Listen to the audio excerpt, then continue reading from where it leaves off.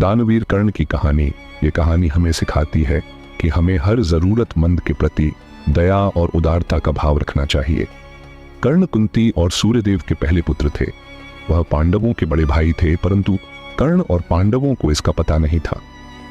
कर्ण को अधिरथ नामक रथ बनाने वाले और उनकी पत्नी राधा ने पाल पोस कर बड़ा किया, इसलिए कर्ण को राधेय भी कहा जाता है। कर्ण एक महान धनुर्धर थे। जन्म से ही उनके पास दिव्य कवच और कुंडल थे जो उन्हें युद्ध भूमि पर लगभग अजेय बना देते थे। कर्ण को यह नहीं पता था कि पांडव उसके असली भाई हैं। वह कौरवों के युवराज दुर्योधन के अच्छे दोस्त बन गए थे। कर्ण एक महान योद्धा थे। उनकी ताकत देखकर हर कोई डरता था। देवताओं के राजा भगवान इंद्र को डर था कि कर्ण कौरवों को कुरुक्षेत्र की लड़ाई में जीत दिला सकते हैं। कर्ण की उदारता और नेकदिली को जानते हुए भगवान इंद्र ने पांडवों के पक्ष में कुछ करने की योजना बनाई। महाभारत की लड़ाई से पहले एक सुबह जब कर्ण अपनी रोज की पूजा कर रहे थे और सूर्य देवता को जल अर्पण कर रहे थे, भगवान इंद्र उनके सामने आए।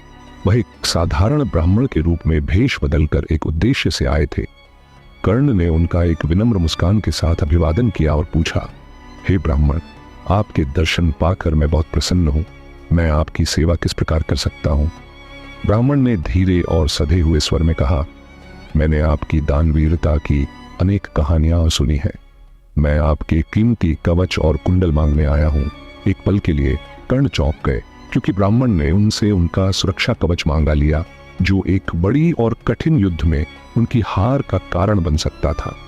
उन्होंने पहचान लिया कि वह इंद्रदेव हैं, पर दान देना वह अपना धर्म कर्तव्य मानते थे। ब्राह्मण देवता, कर्ण ने मुस्कान के साथ उत्तर दिया, ये कवच और कुंडल मेरे शरीर का हिस्सा है। आप यह मान सकते हैं कि इन्हें देने से मैं युद्ध में सुरक्षा रहित हो जाऊंगा, लेकिन मेरी शक्ति का कारण मेरा कवच नहीं, बल्कि मेरा साहस और समर्पण है। इन गुणों और ताकत के साथ मैं किसी भी चुनौती का सामना करने के लिए तैयार हूं।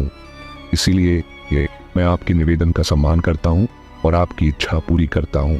फिर कर्ण ने एक छुरी निकाली और जन्म से अपने शरीर से जुड़े हुए कवच और कुंडल को काट कर निकाल लिया और ब्राह्मण को अपने कवच और कुंडल दे दिए। उनका अडिग संकल्प देखकर इंद्रदेव बहुत प्रभावित हुए।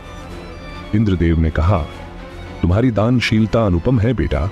तुम सबसे बड़े दानी सिद्ध हुए हो और आने वाली पीढ़ियां तुम्हें दानवीर कर्ण के नाम से जानेंगी, जिसका मतलब है कर्ण महान दाता, क्योंकि तुमने कभी भी किसी को याचक को ना नहीं कहा।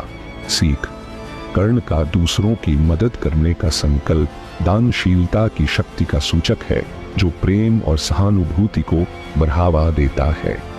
इसलिए हमें दयालु बनाना चाहिए और जरूरतमंद लोगों की हर संभव मदद करनी चाहिए।